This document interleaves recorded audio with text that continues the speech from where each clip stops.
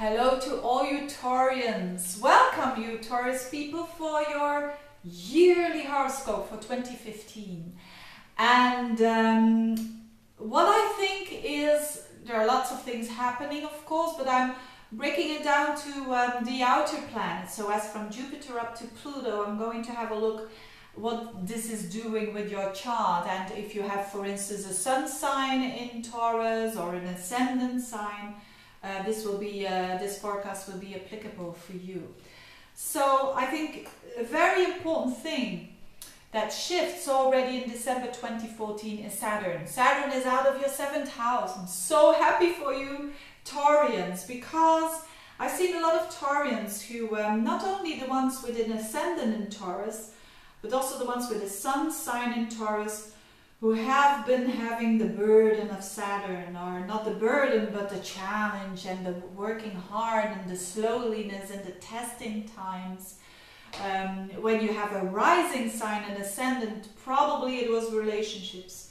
When it is your sun sign, probably it was work, or work that was no longer suiting you, that was your energy level was lower than usual.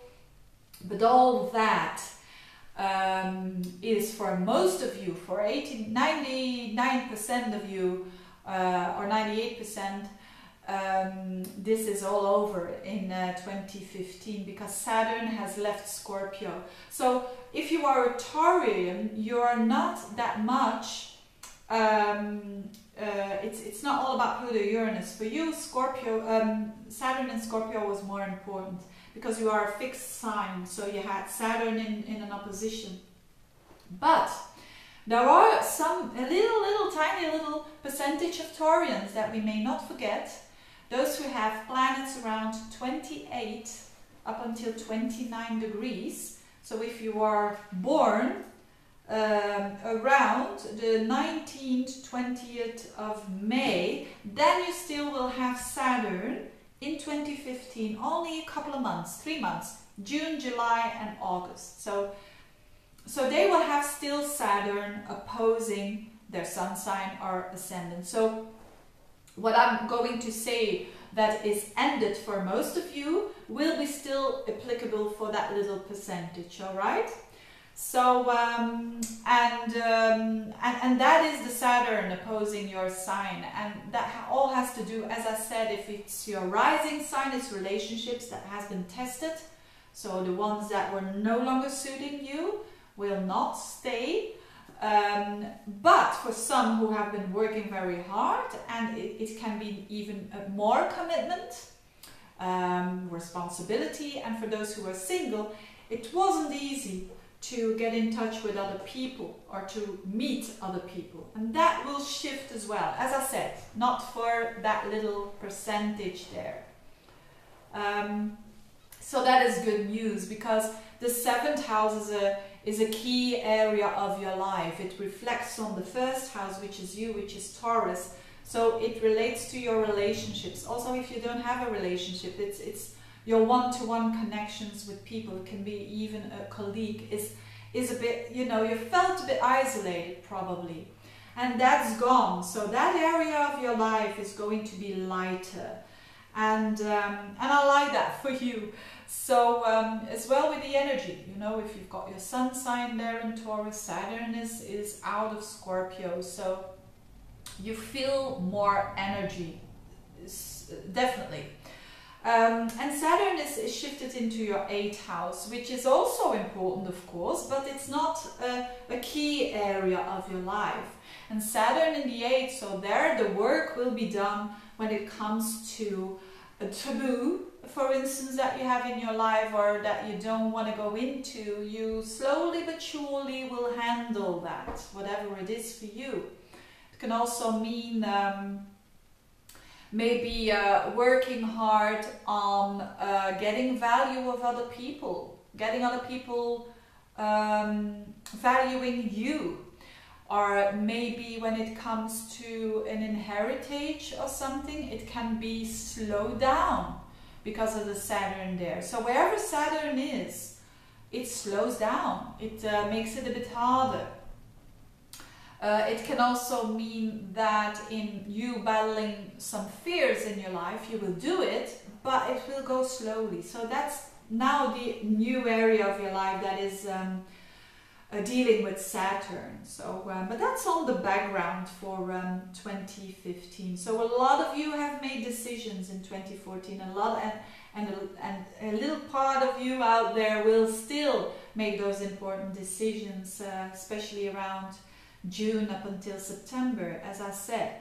So, and another important thing that happens in 2015 is your ruler Venus that goes retrograde. And it's in Virgo, and it goes back into, so it comes into the sign of Virgo, which is a fellow earth sign, which is actually your 5th house. So it comes into Virgo, Venus in your 5th house, which means that there is it's a very Venus joys in the 5th house. So the 5th house is about your creation, your creativity, your heart energy, your self-expression, you having fun. And Venus is the planet that likes to have a bit of fun. So that's good, but it goes back into your 4th house, the Venus in Leo. So it shows that there's going to be rethinking of maybe things that have to do with your home, maybe things that have to do with your self-expression, or with your kids, or with romance, or with what you want to do as a hobby, or maybe later on as work. And but also things that have to do with yourself, with your core. And it's not a bad energy, because Venus in the 4th house is quite nice to have. It's quite gentle. So, and when will this happen? This will happen around also July, September. Venus goes retrograde. So this is a period for you that you stand still a little bit and that you rethink those areas that I just mentioned. So it's a good time to rethink that. What else? So I mentioned Saturn in the 8th, and then a bit more lightness. Where is the lightness? The lightness is in your friends and enjoyable houses. You will have Jupiter in your 5th house as from August, and Neptune is still in your 11th, just the same as last year. And these houses are playful houses, communication houses, houses where you have fun, houses when you meet other people, friends. And this is highlighted in 2015. So this adds to the buoyancy of 2015. So for a lot of you, the heaviness will be a bit less, and the buoyancy will be there. And the buoyancy probably will have to do with, as I said, the creativity, maybe children and friends.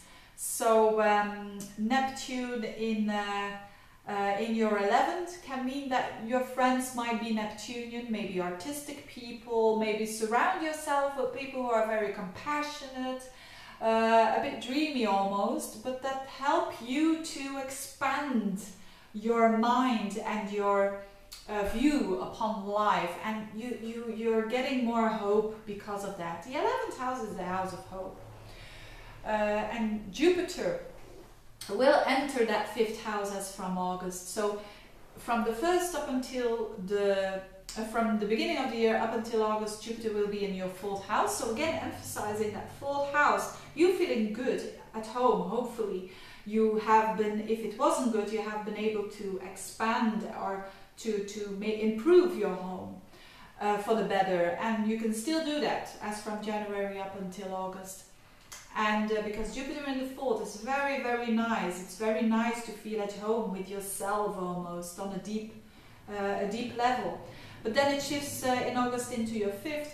And this is, if you're thinking of, I want to have kids, Jupiter in your 5th house is a little testimony for that. That would be if you have a Taurus ascendant sign. But of course, these things, you need to go to an astrologer if you want to know more about that. Because these are so general horoscopes. But it certainly means that you are going to feel lighter, feeling more joyful, feeling more in love with life again. And that is really, really good, because you Taurians, you like that. You're an earth sign. So, and you're ruled by Venus, so you like to have fun, you like to have also enjoy and experience the good things about life. Also for romance, if you're single, Jupiter in your 5th can mean there is a lot of romance going, because Jupiter is expansive, so it can mean even more people who are knocking at your door. But go out is the message here. Go out with friends, go out to enjoy yourself, and this will add to a lighter year, you could say. Then Pluto-Uranus, as I said, is not that significant for you because you are a fixed sign, but they are still, Pluto is still in the 9th, and Uranus is still, as last year, in your 12th house. Uranus in your 12th house simply means that as last year, you can have those intuitions or those dreams, those weird dreams that can give you maybe a clue for what your problem is, or what a little or a big problem in your life. And being a bit unusual in your relaxing time, doing something different than you used to do.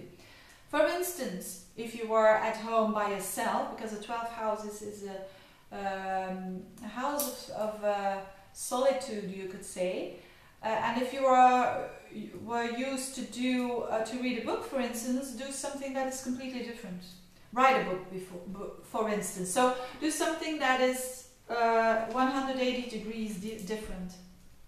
Now Pluto in your 9th still means that, as last year, you are becoming more powerful in your own beliefs. The 9th house is a house of beliefs, the house of what you believe in. And I don't mean, people always think, oh, that's religion. No, it can be what you believe, how you need to educate your children, what you believe, how, what kind of, if it comes to health, what works for you. Is it a classical doctor, or is it acupuncture? Or it's the things that you believe that work in your life, that is true for you, your truth. And you're becoming stronger when it comes to your opinion. Don't become to the extreme. My opinion is the best opinion, but I don't think that will be the case with you, because you're ruled by Venus, which is the big negotiator. But I think you're strengthening your belief and your connection as well with. If you don't believe with God, if you believe in God, and if you don't believe in God, with what is bigger than us. I mean, we can't make everything, can we? I certainly can't make planets. So it's what you believe in that carries us all.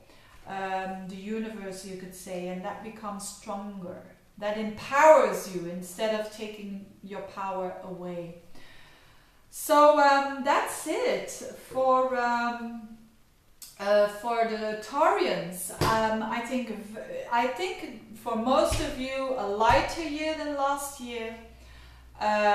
For some of you still hard work to do, but of course with the hard work comes always the bigger fruits.